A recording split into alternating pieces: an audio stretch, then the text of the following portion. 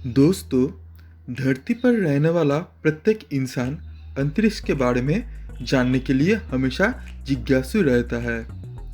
खास करके बच्चे में हमेशा जानने की इच्छा बनी रहती है कि अंतरिक्ष में क्या होता है, कैसे चांद तारे चमकाते हैं, कैसे धरती घूमती है और ना जाने क्या क्या सवाल मन में उठते हैं। इन सब सवालों के जवाब देने के लिए दुनिया में एक संस्था मौजूद है जिसका नाम है नासा। अंतरिक्ष में होने वाली हर हलचल की खबर हम तक पहुंचती है। मंगल ग्रह पर क्या है और चंद्रमा की सतह कैसी है जैसी जानकारियां भी हमारे पास मौजूद है। यहाँ तक कि हम मौसम का भी पूर्वानुमान लगा लेते हैं जो बिल्कुल सटीक बैठता है। इन सब कामों को संभव बनाया है नासा ने। अगर आप नहीं जानते हैं कि नासा क्या है, तो आज हम नासा के बारे में आपको बताने वाले हैं। नमस्कार दोस्तों, मैं हूं दीपांजन और आस्किंग डीडी में आप सबका स्वागत है। दोस्तों, नासा के बारे में ऐसे बहुत सारी जानकारियां हैं जिन्हें आप नहीं जानते हैं, जैसे कि नासा का अर्थ क्या है, नासा किस देश का है और नासा का मुख्यालय कहाँ पे है। तो चलिए दोस्तों आगे बढ़ते हैं और जानते हैं नासा क्या है। दोस्तों, नासा की स्थापना 29 जुलाई 1958 में हुई थी। ये दुनिया का अंतरिक्ष में सबसे अधिक मिशन भेजने वाला संस्थान है। नासा का फुल फॉर्म है national aeronautics and space administration. संयुक्त राज्य अमेरिका की एक स्वतंत्र संस्था है जो अपने द्वारा छोड़े गए उपग्रह की मदद से हवा और अंतरिक्ष पर रिसर्च करती है। नासा का मुख्य कार्य अंतरिक्ष संबंधित कार्यक्रमों और वैमानिकी के ऊपर रिसर्च करता है। नासा ऐसे बहुत सारे कार्य करती है जिनके बारे में काफ़ी कम लोग जानते हैं। अंतरिक्ष यात्री ग्रहों और उपग्रहों की कक्षा में वैज्ञानिक अनुसंधान करते हैं। कृत्रिम उपग्रह की मदद से वैज्ञानिक धरती से जुड़ी और अधिक जानकारियां एकत्रित करती है। साथ ही सौरमंडल और उससे आगे की जानकारियां भी हासिल करती है।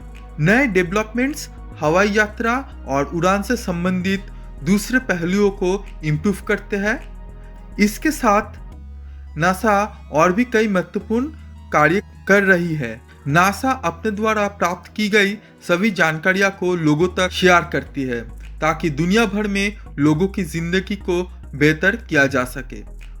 उदाहरण के तौर पर नासा द्वारा की गई रिसर्च को कंपनियां अंतरिक्ष कार्यक्रमों के लिए प्रोडक्ट बनाने के लिए इस्तेमाल कर सकती है।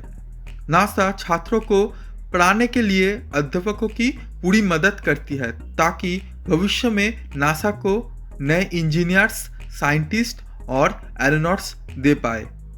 नासा की एक परंपरा रही है कि वो उन एक्टिविटीज और कार्यक्रमों में निवेश करती है जिससे स्टूडेंट्स, एजुकेटर्स और कम्युनिटीज को नई खोज करने की प्रेरणा मिलती है। इसके अलावा नासा अध्यापकों को ट्रेनिंग के लिए ऑफर करती है जिसमें इंजीनियरिंग, साइंस, टेक्नोलॉजी और मैथमेटिक्स पढ़ाने के नए तरीके सिखाए जाते हैं।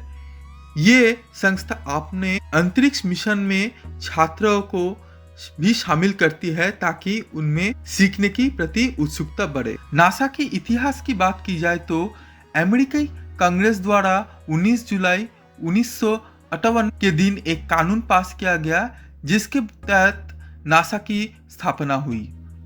तब से नासा ने इंसानों और उपग्रहों की मदद से सौर प्रणाली और ब्रह्मांड के बारे में कई महत्वपूर्ण जानकारियां उपलब्ध कराई है। इसके साथ ही बहुत से उपग्रह पृथ्वी की कक्षा में स्थापित किए गए जो मौसम को पूर्वानुमान से लेकर ग्लोबल कम्युनिकेशन के पथ प्रदर्शन में सहायक बनते हैं। द्वितीय विश्व युद्ध के पश्चात अमेरिका और सोवियत संघ के मध्य हालात तनावपूर्ण चल रहे थे।